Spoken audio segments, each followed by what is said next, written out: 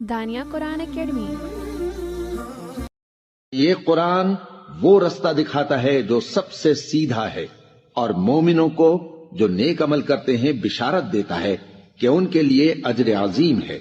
نحمده ونصلي على رسوله الكريم، اما بعد فاعوذ بالله من الشیطان الرجیم، بسم اللہ الرحمن الرحیم۔ السلام علیکم ورحمۃ اللہ وبرکاتہ۔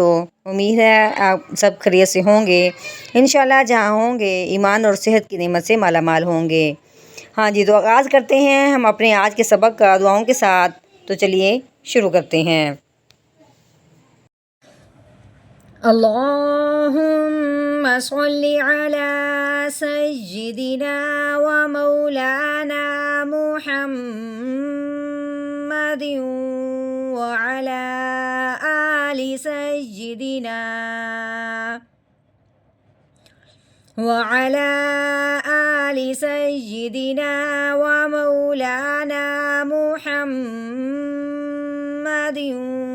وبارك وسلم۔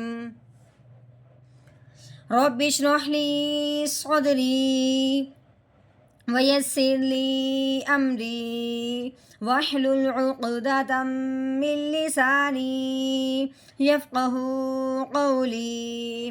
رب زدنا علما رب زدنا علما رب زدنا علما۔ اعوذ باللہ من الشیطان الرجیم، بسم اللہ الرحمن الرحیم۔ ثم کلا سیعلمون۔ آج کی آیت میں دو اہم باتیں سمجھنے والی ہیں۔ سب سے پہلی بات یہ دیکھیں کہ سا کے اوپر پیش ہے، آگے میم کے اوپر شد ہے، یہ تین دندوں والی تشدید۔ یہ شد جس حرف کے اوپر آئے، تشدید جس حرف کے اوپر آئے، اس حرف کو مشدد کہتے ہیں۔ لیکن شد کی ایک خاص بات یہ ہے کہ وہ جس کے اوپر بھی آ جائے وہ حرف دو بار پڑھا جاتا ہے۔ ویسے تو یہ سا کے اوپر پیش ہے تو یہ ایک بار پڑھا جائے گا، کاف کے اوپر زبر ہے تو یہ ایک بار پڑھا جائے گا، لیکن یہ مشدد حرف جو ہوتا ہے، شد والا حرف جو ہوتا ہے، وہ ہمیشہ دو بار پڑھا جاتا ہے۔ یعنی کہ جو مشدد حرف ہے، اب پہلے تو پیچھے والے کو اپنے ساتھ ملائے گا، ٹھیک ہے؟ سا کو میم کے ساتھ پڑھیں گے، ایک دفعہ تب پڑھا جائے گا میم، پھر میم کے اوپر جو اپنی زبر لگی ہوئی ہے دوسری بار پھر پڑھا جائے گا۔ کیسے؟ سا میم پیش ثم، ٹھیک ہو گیا، سا میم ملا دیا، لیکن میم کے اوپر شاد ہونے کی وجہ سے میم پہ غنہ بھی کیا جائے گا، ثم، اس طرح کر کے ہم میم کی اپنی زبر پڑھیں گے، یعنی کہ میم کو اب دوسری بار پڑھیں گے، دو بار پڑھا جا رہا ہے۔ میم زبر ما، ثم، کاف کے اوپر زبر، لام کے اوپر تشدید آنے کی وجہ سے اب لام مشدد ہوا، اب لام کو بھی ہم دو بار پڑھیں گے، کاف لام زبر کل، ٹھیک ہے؟ اب اس کے بعد اس لام کے اوپر زبر ہے، آگے کیا ہے؟ الف۔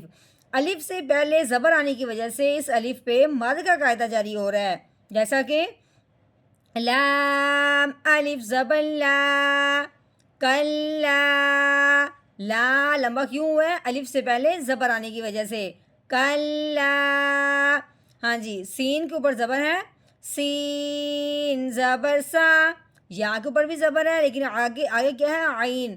عین کے اوپر جسم آنے کی وجہ سے عین ساکن ہو گیا۔ اب ساکن حرف جو ہوتا ہے وہ ایک بار پڑھا جاتا ہے، مشدد حرف دو بار پڑھا جاتا ہے، اور ساکن حرف جو ہوتا ہے وہ ہمیشہ ایک بار پڑھا جاتا ہے۔ یعنی کہ یہ پچھلے والے کو اپنے ساتھ ملاتا تو ہے لیکن آگے کسی کے ساتھ نہیں ملتا۔ یہ مشدد حرف جو ہوتا ہے وہ پچھلے والے کو اپنے ساتھ ملاتا ہے لیکن آگے مل بھی جاتا ہے اور دوسری بار پڑھا بھی جاتا ہے۔ لیکن جو عین ساکن ہوتا ہے، یعنی کوئی بھی حرف ساکن ہوتا ہے، وہ پچھلے والے کو اپنے ساتھ ملاتا تو ہے لیکن آگے نہیں جاتا، جیسا کہ یا عین زبر یا، سیا، لام کے اوپر زبر ہے، لام زبر لا، سیا لا، اب میم کے اوپر پیش ہے، آگے واؤ کے اوپر جزم آنے کی وجہ سے واؤ ساکن ہو گیا۔ اب یہاں پہ واؤ ساکن ہے، اس واؤ ساکن کو پڑھنے سے پہلے غور کرنا ہے کہ واؤ ساکن سے پہلے حرف پہ کیا اعراب ہے، یعنی کہ زبر ہے، زیر ہے یا پیش ہے۔ جب بھی واؤ ساکن سے پہلے حرف پہ پیش آ جائے تو اس واؤ ساکن پہ مد کا قاعدہ جاری ہوتا ہے، جیسا کہ میم واؤ پیش مو، سیعلم، نون زبرنا، سیعلمون۔ ہاں جی، اب یہاں پہ آ گیا وقف۔ وقف کی صورت میں آخر والا جو حرف ہے اس کو کرتے ہیں ساکن اگر وہ ساکن نہ ہو، لیکن یہاں پہ نون کے اوپر زبر ہے، یہ ساکن نہیں ہو رہا، تب ہم نے کیا کرنا ہے، اس کو ساکن کرنا ہے، یعنی کہ اس کی جو زبر ہے یہ گرا دیں گے، پیچھے نون خالی رہ گیا، گویا کہ ساکن کر دیا۔ اب کیا کریں گے، آگے وقف سیعلمون، اس کو کیا کہتے ہیں، سکون عارضی، یعنی وقف کی وجہ سے عارضی طور پر ہم نے کیا کر دیا، سکون کر دیا۔